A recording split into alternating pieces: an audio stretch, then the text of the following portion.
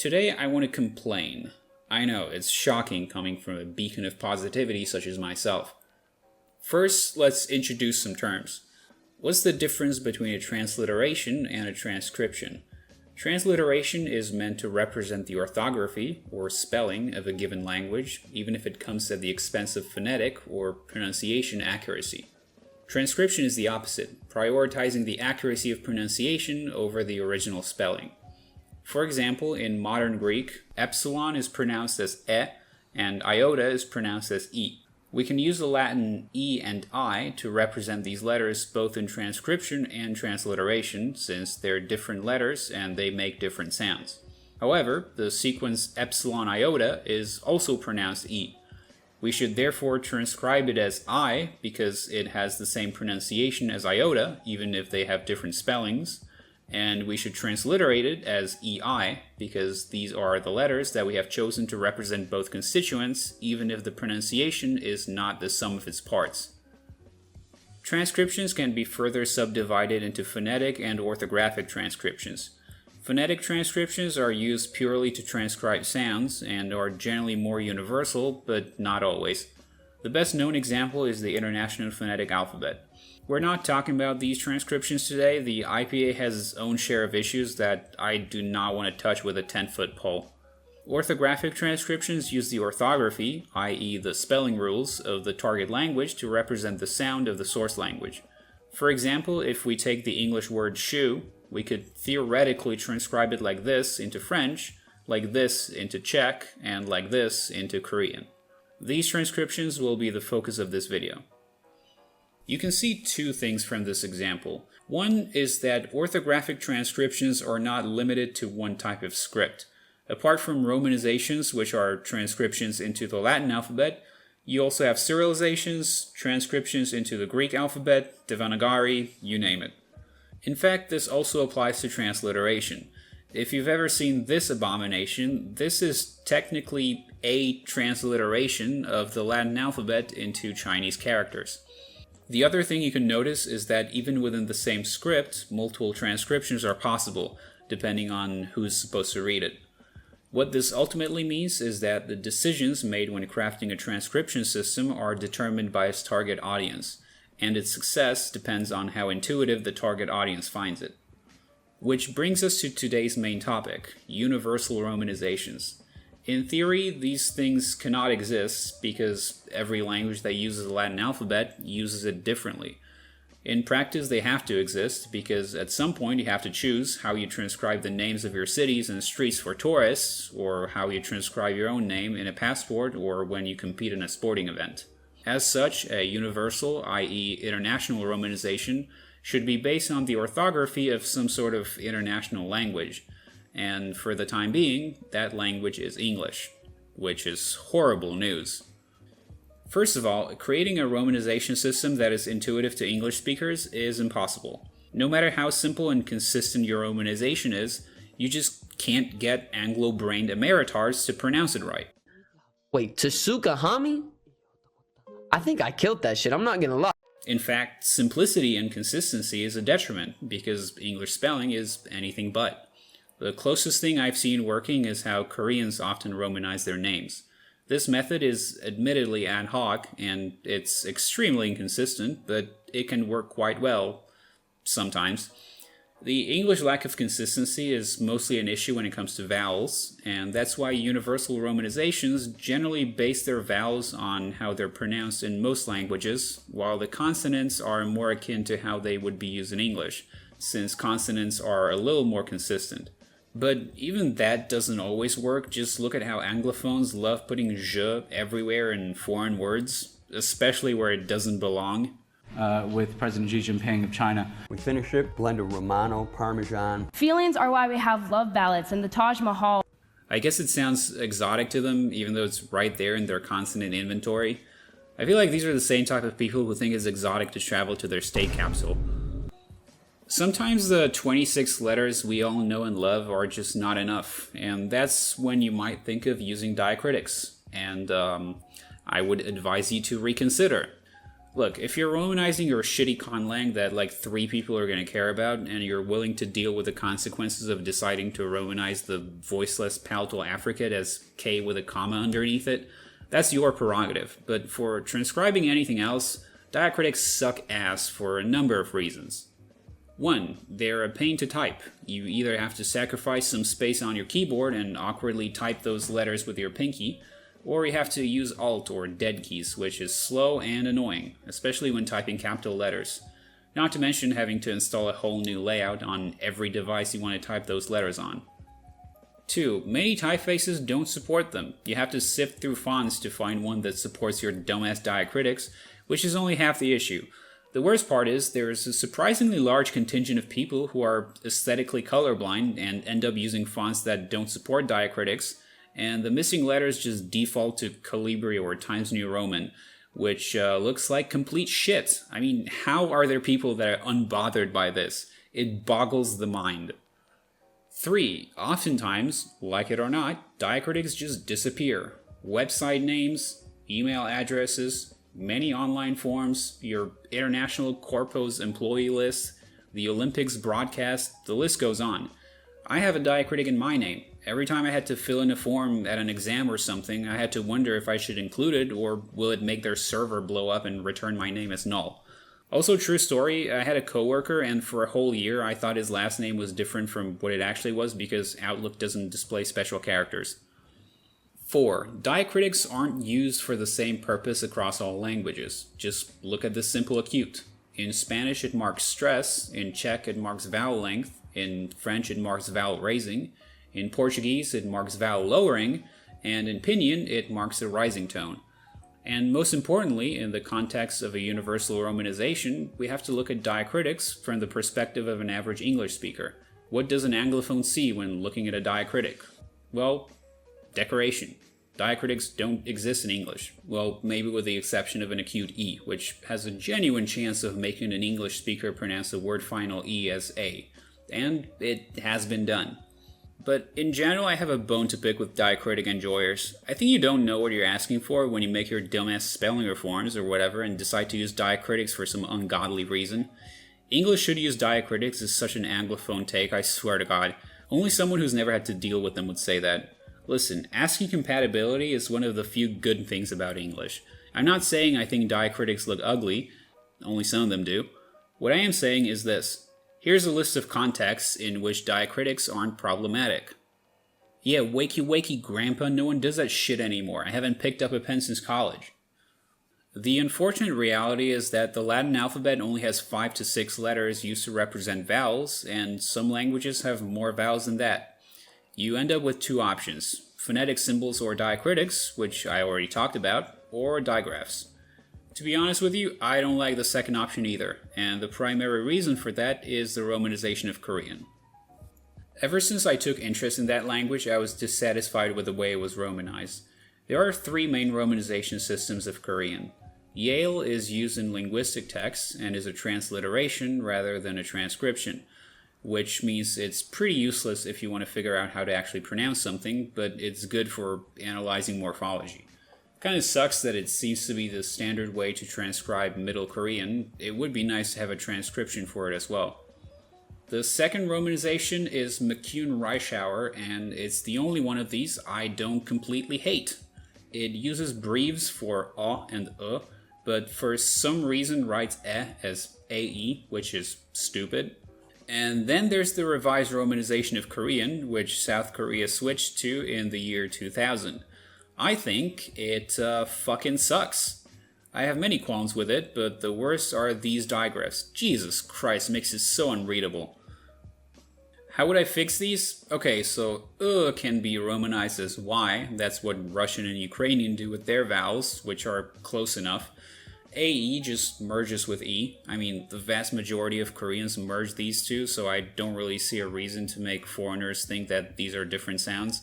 Also, funny story, all sources I've seen say that if you don't merge them, this is how they're pronounced. But one time my Korean teacher tried to demonstrate the difference to us and then proceeded to pronounce this as and this as So, what do I make of that? The biggest issue is these two.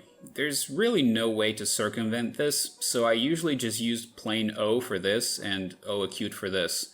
My philosophy with diacritics is it still readable after you remove them? And I think the answer is yes. Most languages don't contrast these two vowels, so approximating them as something like O is good enough in my book. That's what the romanization of Thai does too. Alternatively, you can go for the digraph OU, which again isn't perfect, but oh well. Using these strategies, you can even have your stupid close mid, open mid distinction in the front vowels if you need it so much. As for other vowels, merge all these three. I think that goes without saying. There are other changes I would make to the romanization. I don't know why they decided against showing the palatalization of S. Seems kind of silly. On the other hand, these Y's after palatals can just go. Really no need for them. I would also write plain stops as unvoiced word initially, which might sound crazy because it removes the distinction between them and aspirates, but these days many people aspirate plain stops word initially just as much as aspirates, and they're mostly distinguished by pitch. Not to mention, it's not like the revised romanization is super accurate about how it encodes plosives either, and this practice is also common in romanizing names. To give you a short sample, against my better judgment, I will attempt to read the above sentence. 핵은 철과 니켈이 주성분인 금속으로 되어 있다. I think my revised romanization isn't half bad, but if you don't like these changes, don't worry, they will never be implemented, because I'm not in charge of South Korea. Well, not yet, at least. At the beginning of the video, I illustrated the difference between transcription and transliteration with an example from modern Greek, and this was not a coincidence. Now, I just want to preface this by saying I don't speak or understand any Greek. To be honest, it sounds like discount Spanish to me, but I am mostly familiar with its orthography. And recently, while watching some polymathy videos and trying to figure out what in the fuck all these diacritics did in ancient Greek, I ended up looking into the romanization of modern Greek. And what I found was a little upsetting. As it turns out, the system they currently use is one that can't seem to make up its mind whether it wants to be a transcription or a transliteration. Throughout the history of Greek, voiced and aspirated plosives lenited, and this seems to be mostly represented in the romanization, except for gamma and delta for some reason. I mean, come on, they could have updated those too. That's not that big of an issue though. Voiced plosives are still phonemic in Greek, and they're represented with these digraphs, at least word initially and in loans. Otherwise, they get realized like this. There's a neat symmetry going on here. Well, then, what the fuck is this? Two of these sequences are transliterated, but the labial one isn't, and it's also the only one that features two possible transcriptions. Why? What makes it different from the other two? Pre-velar gamma in other cases is romanized as an N, which makes sense. What gives? You can also see transliteration in a bunch of vowel digraphs that are actually monophthongs. What's the point? If you care so much about preserving orthographic distinctions, why isn't eta transcribed differently from iota? I'm not saying it should be, just be consistent. Same with omega and omicron. These two have the same pronunciation and the same romanization, but then why are upsilon and iota different, but eta and iota aren't? These are three different letters and they all make the same sound. It makes no sense. On the other hand, all these sequences are transcribed phonetically, even with allophonic variation. Look at that. What makes these different from the others? The most mind-boggling retardation in all of this is that the same standard also has a transliteration table in addition to the transcription. Then why the fuck is half the transcription system a transliteration? Please, if you speak Greek, help me make sense of all this. Okay, let's talk about another language I don't speak but somehow found a way to complain about, Mandarin. But before we try to fix pinyin, I just want to let you know that this video is sponsored by the International Free Press Association. What sets Mandarin apart from the previously discussed Korean and Greek is that if you're learning one of the latter two, you don't need a romanization system as a didactic tool. You learn the alphabet on day one, and then you just go with that.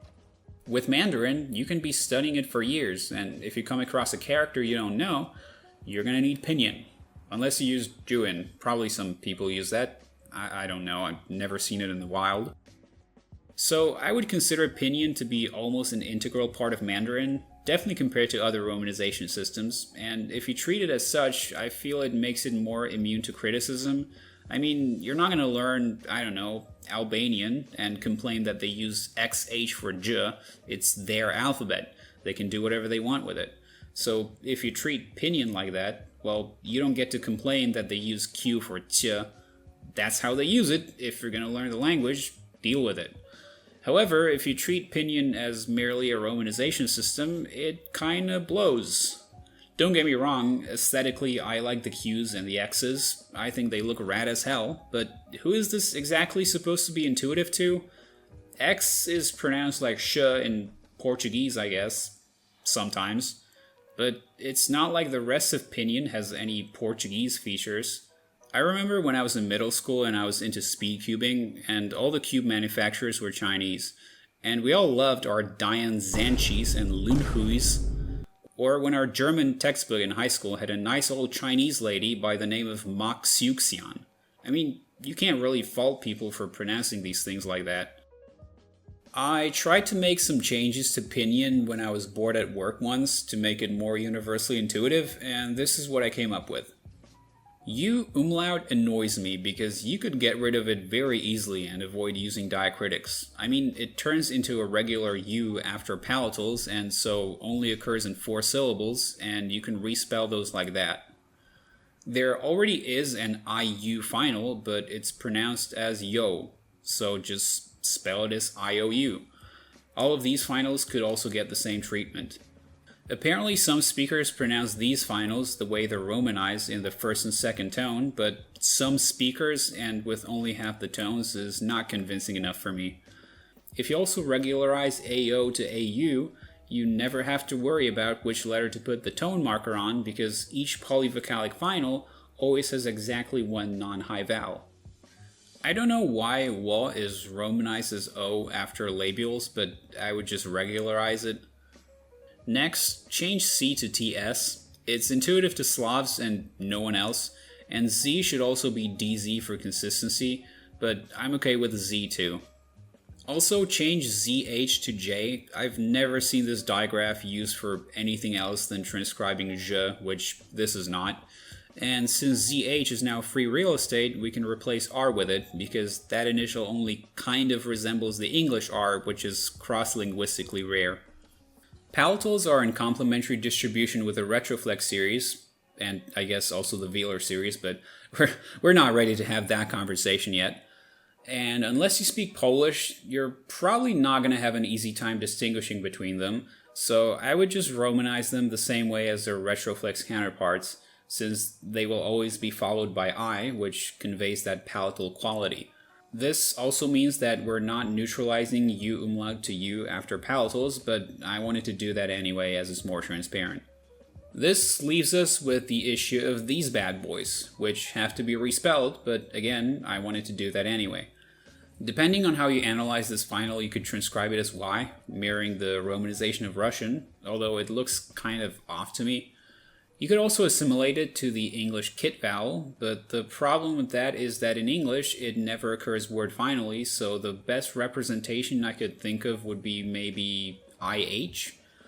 Alternatively, if you analyze it as a syllabic rhotic, you could do something like this. Pick your poison. Here's a sample. This time I will use my better judgment and I won't try to read it myself. 民主是一种普遍公认之理想，提供保护和有效实现人权之环境。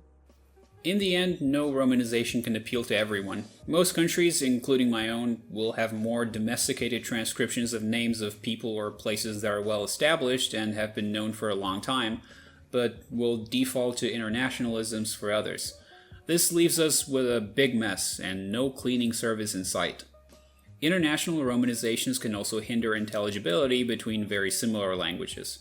Speaking from personal experience, we have a lot of Ukrainians in Poland, and they romanize their names using an international romanization, which makes sense since that's what's in their passports. But then you end up with names that are identical to Polish ones, but are spelled differently. We have a guy at work whose last name is Krawczyk, which is a common name in Poland as well, but we spell it like that. And in this case, most people will figure it out, but what about less obvious ones?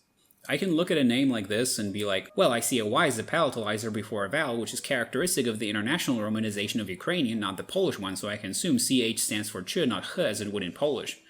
And I can play these mind games because I'm fucking mental and I can spurg out about romanization systems for 20 minutes, but can an average receptionist at a doctor's office say the same? Dzień dobry, proszę dowód. Pan... Herniak?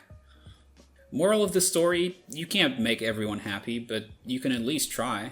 When I was romanizing my conlang, I had some decisions to make, and some of them were horrible, so I reconsidered. Bad romanization ideas are hard to let go of after you've used them for a while. I don't know, it's like having to kill your firstborn son, even if he grew up to be a socialist. In general, I found it's best to err on the side of consistency. When I tried to look at some of my ideas for diphthongs from an outsider's perspective, the first thing that popped into my head was, why did this cunt make these diphthongs so complicated? Just use Y and W across the board and call it a day. So I listened to the voices in my head. In conclusion, my advice for when you're romanizing your conlang is, don't use K with a comma under it for the voiceless palatal affricate.